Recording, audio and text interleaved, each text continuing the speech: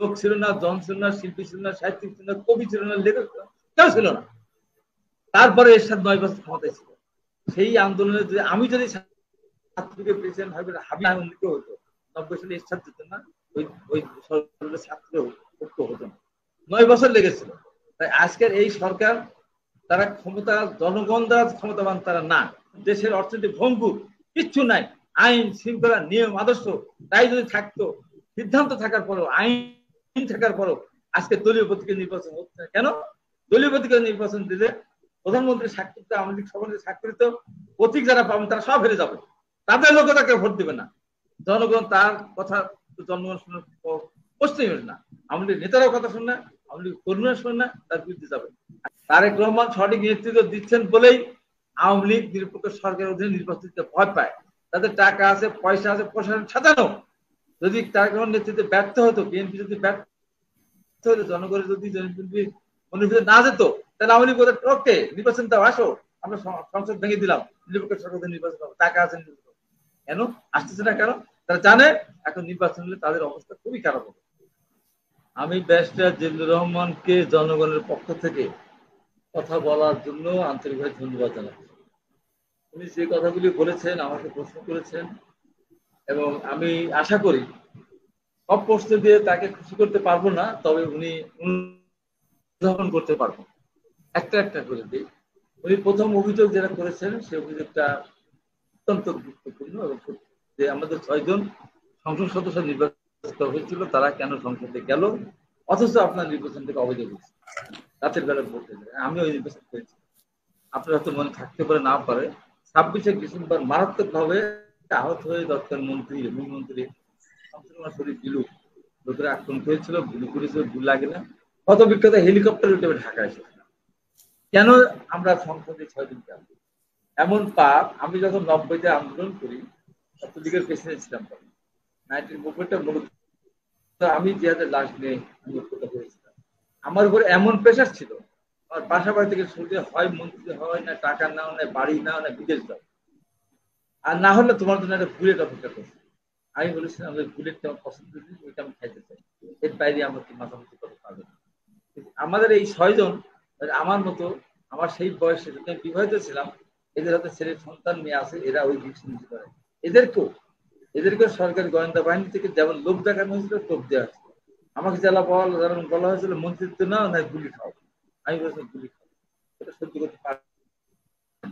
আর এটা আপনার মনে আছে, 1986 সালে আওয়ামী লীগ নির্বাচন দিয়েছে, তারা একক সংখ্যক ভাবে সংসদ অর্জন করেছে, সেটা 48 ঘন্টা রেডিও টেলিভিশনে সংবাদ প্রচার, নির্বাচনের ফলাফল বন্ধ করে 48 ঘন্টা পর 86টা আসন দিয়ে বাদ বাকি সংসদ শেষ অর্জন করেছিল।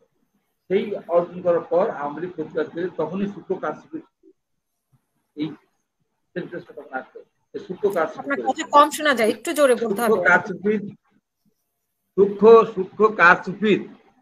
সূক্ষ্ম কারচুপির প্রতিবাদে আওয়ামী লীগ সেদিন সংসদে যায়নি। সংসদের দক্ষিণ প্লাজায় আওয়ামী লীগ সংসদ বসিয়েছিল, স্পিকার নির্ধারণ করেছিল। তারপর কয়েকদিন পরে আবার আওয়ামী লীগ কিন্তু সংসদে গিয়েছিল।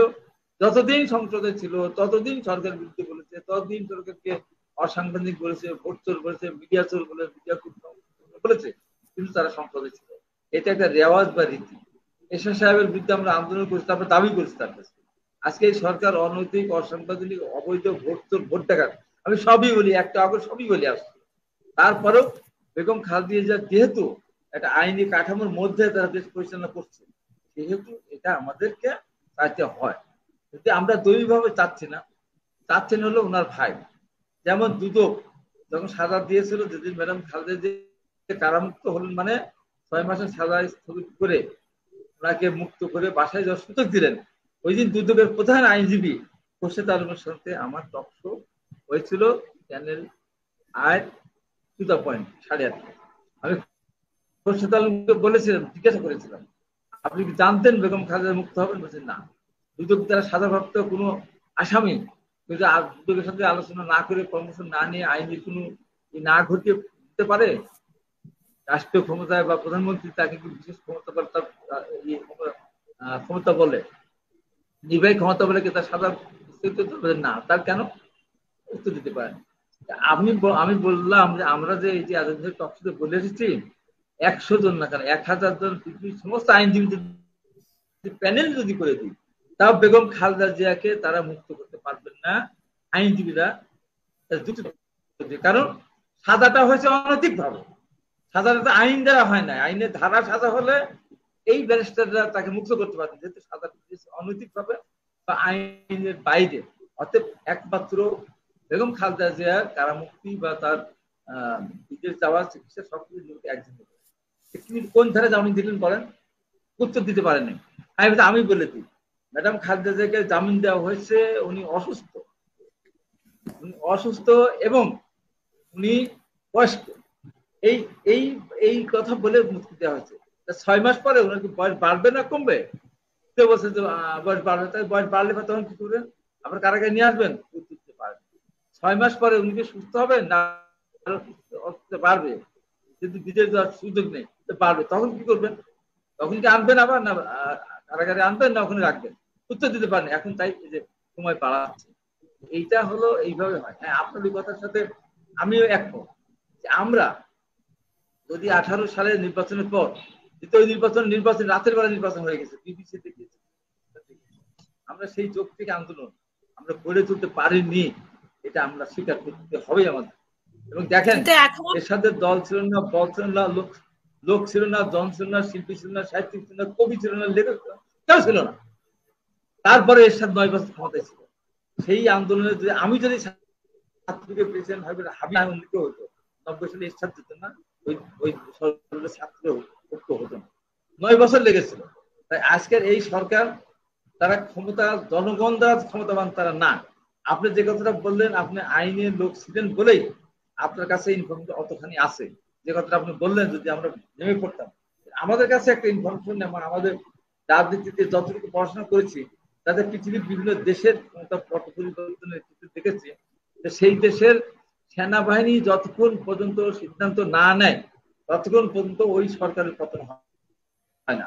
এরশাদ সাহেবের সময় লাস্টে আমাদের আন্দোলনের আপনার তীব্রতা দেখে, অথবা আমরা অটল ছিলাম বলে সেদিন নুরুদ্দিন সাহেব সেদিন নেয়নি, ক্ষমতা নেয়নি। আবার দেখেন আওয়ামী লীগ এত পারে, 2007 সালে যদি মইনুল আহমেদ সেদিন যদি একটা জাতিসংঘের মিথ্যা চিঠি নিয়ে এসে যদি মস্তিষ্কে গণভবনে গিয়ে রাষ্ট্রপতির পেশ করে থাপ্পড় দিয়ে ক্ষমতা যদি গ্রহণ না করতেন, রাষ্ট্র না বলতেন যে আপনার একতরফা নির্বাচনের কারণে জাতিসংঘের শান্তি মিশন থেকে আমাদেরকে বিদায় করে দিচ্ছে, আমরা এটা মানতে পারি না, তাহলে আওয়ামী লীগও পাচ্ছে। 96 সালে আওয়ামী লীগের ক্ষমতা পরিবর্তন আছে। ওই দিনে যদি আমি চ্যালেঞ্জ দিয়ে বলছি, কেউ বলে নাই, আমার বাহাদুরির জন্য বলছে না, এই যে জনতার মঞ্চ, ওটা আমার দেওয়ার নাম, আওয়ামী লীগের কেউ জানে না, আমি হানিফ ভাইকে বলে তারপরে পরিবর্তন হতো, সেটা ঘটনার মধ্য দিয়ে। এখন আগে সে বিএনপি যে মাত্রায় নির্যাতন করেছে, ম্যাডাম খালেদা জিয়া চান নাই, ম্যাডাম খালেদা আগেই বলেছিলেন যেহেতু সংসদ থেকে আওয়ামী লীগ পদত্যাগ করেছে, মাগুর একটা নির্বাচন করে 1994 সালের 30 ডিসেম্বর উনি বলেছিলেন একটা নির্বাচনের মধ্য দিয়েই আমাকে তত্ত্বাবধায়ক বিধান সংশোধন করতে হবে। আওয়ামী লীগ জনতার মঞ্চ আমার নেতৃত্বে সেদিন করেছিলাম। একটা পর্যায়ে ম্যাডাম খালেদা পরে রক্তপাত ঘটাবো না, যে কারণে উনি সংসদ থেকে পদ থেকে তত্ত্বাবধায়ক সরকার গঠন করার ব্যবস্থা করে দিয়েছেন। আওয়ামী লীগ তো সে জায়গায় নেই, আর আওয়ামী লীগ সেই জায়গায় নেই, আওয়ামী লীগ ইচ্ছা করে পারবে না। আওয়ামী লীগ তো ইন্ডিয়া ধরে রেখেছে, তার কারণ যা ইচ্ছা যা পাওয়ার তাই পাচ্ছে। তারা কত সময় ঘুরে আসা লাগে না, তারা বর্ডার পাহাড় দেওয়া লাগে না। এই যে ঘটনাগুলি যেখানে, এখানে সরাসরি এখানে বিদেশি যে রাষ্ট্রগুলি আমেরিকা, তারা বলেছে যে একটা ভোট হোক, যে ইচ্ছা সে দিত, মানুষ ভোট দিতে পারবে। আর এই 3টি রাষ্ট্র তারা বলেছে আওয়ামী লীগকে ক্ষমতা রাখতে হবে। ডিফারেন্সটা এই জায়গায়। যে কারণে আমি যদি এখানে 10 লক্ষ মানুষ নেমে, আমি তো ছিলাম, আমার 4 বছর সাজা নিয়েও কিন্তু আমি স্টেজে ছিলাম লাস্ট পর্যন্ত, কোনো প্রশাসনের সাথে সর্বশেষ পর্যন্ত যুদ্ধে খালি হাতে এটা সম্ভব না। আমরা বিপ্লব করতে চাচ্ছি না, আমরা তো নিয়মতান্ত্রিক আন্দোলনের মধ্য দিয়ে আমরা যদি আবার ধরেন আজকে আপনি যেটা বললেন যে 90-95% মানুষ আমাদের কথা মতো বুঝতে চায়নি, তারা সমর্থন করেছে। কিন্তু আমরা যদি সন্ত্রাস করতাম, আরো ব্যাপক করতাম, তাহলে আবার এই জিনিসটাকে আবার অন্যভাবে ব্যাপক সন্ত্রাস করে নষ্ট করতেছে। এখন আমরা কারোর আশায় নেই। আমরা মনে করি ওই নির্বাচনের ক্ষত কিন্তু আওয়ামী লীগের শুকায় নেই, তাদের দলের ভিতরে স্বতন্ত্র ভার্সে নৌকা দ্বন্দ্ব আছে। এখন আবার নতুন একটা ক্ষত তাদের শুরু হবে। এই যে উপজেলা নির্বাচন, আমরা কারোর দিকে তাকিয়ে নেই, অনিবার্য কিছু পরিণতি আছে। আম পেকে গেলে বৈশাখ মাসে পাকা শুরু করে, আগে প্রথম দিকের আম জ্যৈষ্ঠ আসা ভাদ্র আশ্বিন মাস পর্যন্ত থাকে, তারপরে ওকে ধরে রাখা যায় না, সুতার দিয়ে বেঁধে রাখলে হবে। এই সরকারের যে অনৈতিক যে কর্মকাণ্ড, অবৈধ ভোট, আমি তো কথায় কথায় আমি শুরুই তো করি ভোট চোর ভোট টাকা দিয়ে। আর আপনি আমার কথা বললেন যে আমি সাহস করে বললাম না করো, আপনি কি দেখেছেন আমার, আপনি কি 22শে নভেম্বরের এই বাংলাদেশের প্রথম উচ্চ আদালতে আমার বক্তব্য কি আপনি শুনেছেন কোন পেপার পত্রিকা বা মিডিয়াতে দেখেছেন? আমি পরিষ্কার করে বলেছিলাম ম্যাডাম খালেদা জিয়াকে সাজা দিয়েছে যে বিচারপতি আখতারুজ্জামান, আমি টক শোতে বলেছিলাম, সময় টেলিভিশনে ওই ঘটনা দেখালো, ওইটার জন্য আমাকে সৌমোটো করেছিল এবং প্রেস দিয়েছিলাম। দেখানোর পরে বিচারক, উচ্চ আদালতের বিচারক দ্বয় আমাকে জিজ্ঞাসা করলেন যে এই যে ঘটনা আমরা দেখানো হলো, আপনার বক্তব্য, আপনার শপথ বাক্য উচ্চারণ করে বলেন এইগুলি আপনি বলেছেন কিনা। আমি বলেছিলাম আমি শপথ বাক্য উচ্চারণ করে বলছি এইগুলি আমি বলেছিলাম। আবারও যদি ম্যাডাম খালেদা জিয়া, তারেক রহমান, জিয়াউর রহমানের বিরুদ্ধে এইরকম দুর্যোগ, এইরকম মিথ্যা মামলা দিয়ে যদি সাজা দেয়, তাহলে আমি আরো বলবো তাতে যদি আমার 100 বছরের সাজা হয় আমি ওটা পরোয়া করি না। বলেই বলেছিলাম মাননীয় উচ্চ আদালত, আমি জবাব চাই 4 বছর সাজা কেন আমার হলো?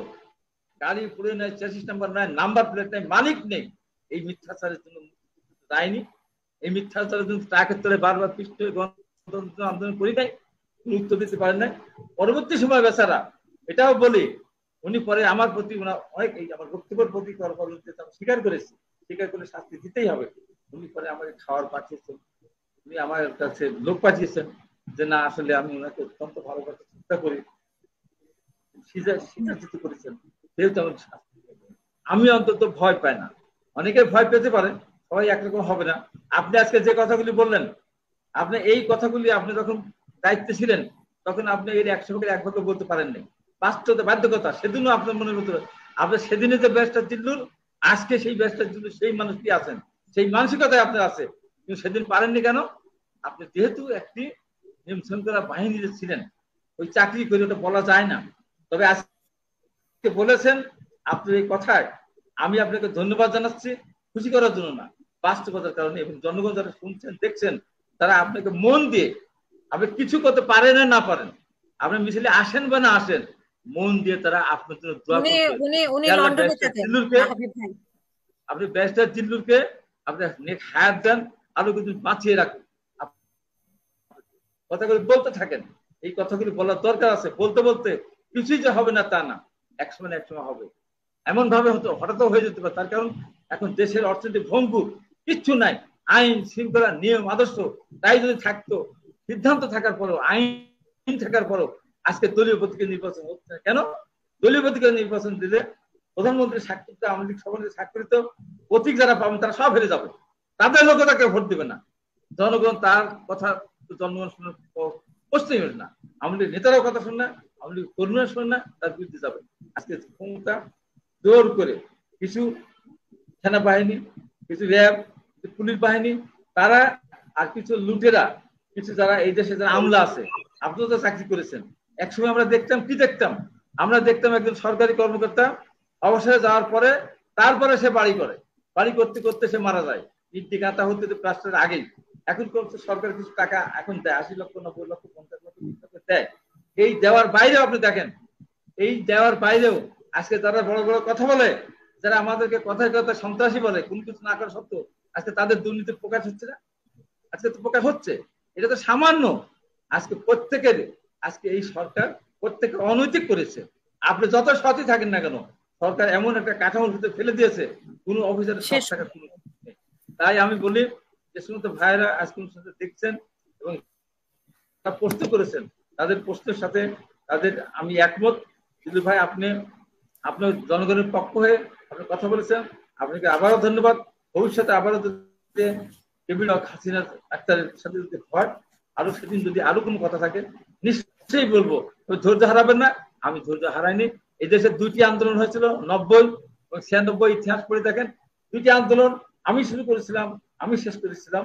এবার আমার সেই সুযোগ নেই, তখন আমি অঙ্গ সহযোগী দায়িত্ব ছিলাম। এবার আমি ক্রিয়েট করে দেবো। তার জন্য যদি প্রথম, আমি তো বললাম না আমাকে প্রথম অধ্যক্ষ ঘোষণা করেছে নির্বাচন, তাতে ভয় ভীত নেই। আমি